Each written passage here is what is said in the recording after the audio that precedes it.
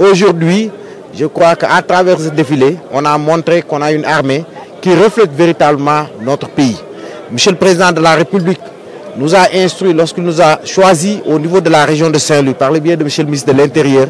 de tout faire pour que cette région-là soit une région phare, soit une région qui tire le Sénégal vers le haut. Je voudrais rappeler que dans ce sens-là, Saint-Louis a un potentiel extraordinaire dans le domaine agricole. Et nous nous attelons à travers l'ensemble des composantes à faire en sorte que cette région puisse apporter une plus-value en termes de richesse provenant de l'agriculture. Nous avons également des projets importants que je voudrais citer parce que M. le Président de la République veut faire de Saint-Louis une zone, comme je l'ai dit tantôt, qui va tirer le Sénégal vers le haut, vers les pas de l'émergence et du développement socio-économique. Le projet de l'aéroport de Saint-Louis, qui deviendra un aéroport international, est très avancé. Je crois que très bientôt, nous aurons à réceptionner ce bijou qui permettra à Saint-Louis de s'ouvrir sur le monde. Le projet de l'autoroute Dakar-Saint-Louis est également lancé. Les recensements des impacts sont en cours. En principe, on devrait pouvoir connaître le démarrage de ces travaux dans le courant de l'année 2022. Ajoutez à cela tous les projets que la commune, à travers M. le maire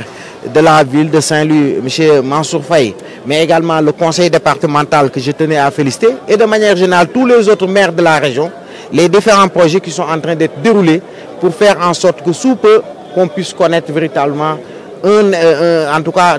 un pas de géant franchi pour le développement socio-économique de la région de Saint-Louis. Ce défilé s'est déroulé au niveau de l'avenue Général de Gaulle et je voudrais en profiter pour féliciter le gouverneur de la région de Saint-Louis, mais féliciter les forces de sécurité et de défense qui ont procédé à ce défilé. Les forces de sécurité et de défense et la résilience nationale. Vous savez, nous sommes un peuple résilient, un peuple qui sait faire face au choc, un peuple qui sait s'adapter.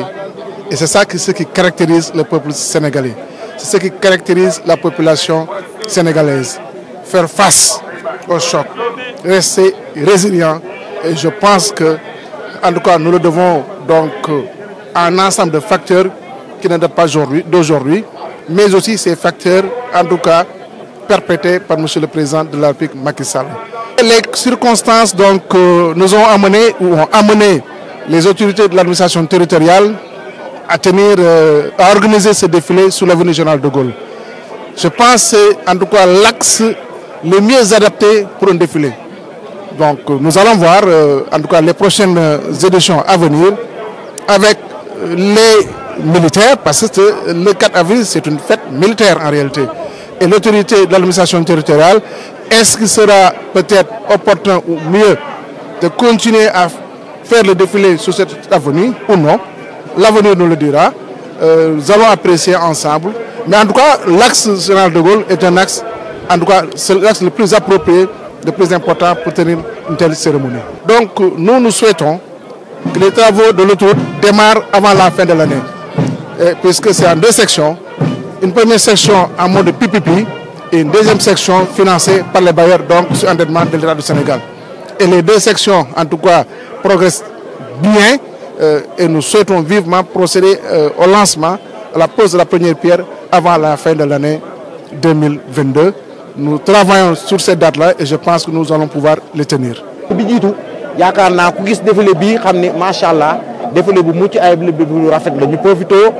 remercier le commandant des troupes, remercier ñëpp ñi fi bokk muy soldats yi am yaakaar ni ci kàttan suñu borom bu ñu yàlla dimbalee ba déwén parce que dañoo jógee ci ñaari atu mbas yoo xam défilé wuñu moo tax ren président joxe instruction ñu def ko défilé militaire muy prise d'armes mais bu ñu yàlla dimbalee incha allah bu déwénee ñëpp den ci mën a bokk incha allah bu ko président dogalee muy civil yeeg ñëpp. Thème bi mooy thème wane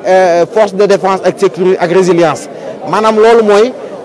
takk der yi ak capacité boo xam ni loo song du la daan maanaam doo nërmeelu yaakaar naa buñ ko waxee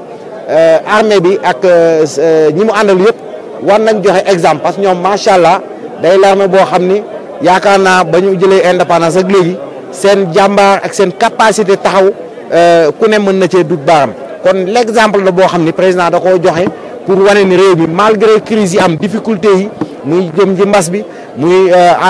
l'économie ni mel ci àdduna bi yëpp wërngal këpp nga xam ne fi ñu toll ñëpp a ngi sonn ñëpp a ngi yokk mais président de la République jàpp ne bu joxee armée bi en exemple nit ñi war a mën xam ni loolu bon nañ ko def yaakaar naa ci wàllu dund am na ay mesures yoo xam wane na ko bu ma ko doon lim damay fi lay yàgg mais loolu lépp daal day wane ni rek lépp solo mooy administration état ak composante société sénégalaise yëpp takku nañu ci ginnaaw président de la République pour jëmale réew mi kanam pour également wane ni askan bi moo leen tax a jóg. défilé bi macha allah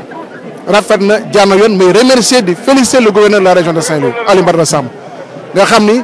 ba ko suñu borom indee ba léegi mu wutu fi Alioune Aïdara Niang nga xam ne aussi amul dara luñ ko mën a wax lu dul lu remercier ko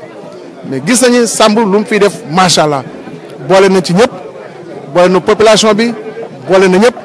en tout cas Saint-Louis dafa am chance di am toujours ay gouverneurs yoo xam ni dañuy ànd ak population bi parce que aussi Ndar dañ foo ñu wax ni moom mooy la première capitale du Sénégal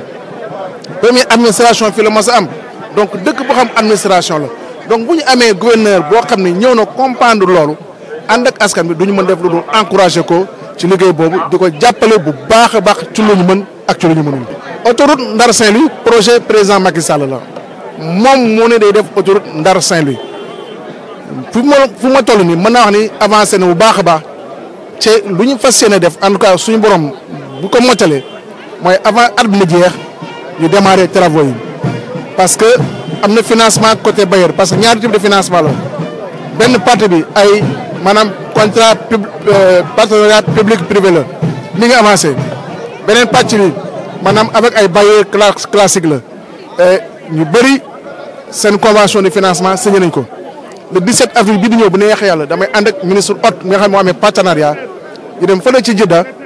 pour signer maanaam convention bi nga xam ni convention de prêt bi nga xam ni la banque islamique de développement moo koy jox ci projet autoroute bi donc jàpp nañ ne ni financement bi bouclé nañ ko ci côté bailleur donc procédure yi moo des pour ñu mën a démarrer travaux yi balaay at mi di jeex ñu ngi liggéey ci en tout cas ci yoon yooyu la pour que projet bi démarrer Ndar mën nañu wax ni dëkk la boo xam ni man jàpp naa ni lu ci président Macky Sall def gisuma ko ci mos def ci président de la République mosul am donc te projet yi day continuer parce que ñun dañoo bëgg Ndar delluwaat fu mu nekkoon loolu la ñu engagé wu président Macky Sall jàppale ñu ci te bu neexee yàlla daañu ci yàgg incha allah.